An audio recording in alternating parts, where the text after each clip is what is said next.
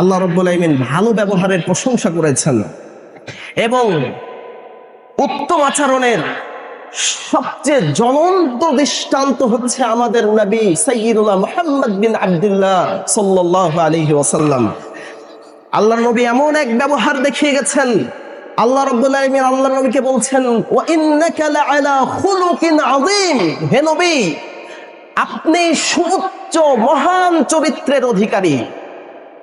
এবং উম্মাহকে আল্লাহ বলছেন, লাকাদ কানা লাকুম ফি রাসূলিল্লাহি উসওয়া হাসানা লিমান কানা ইয়ারজুল্লাহ ওয়াল ইয়াউমাল আখির, তোমাদের জন্য তোমাদের নবীর মাঝে রয়েছে উত্তম আদর্শ। যে ব্যক্তি আল্লাহকে চাই, যে ব্যক্তি কিয়ামত চাই, যে ব্যক্তি আখিরাতে ভালো চাই।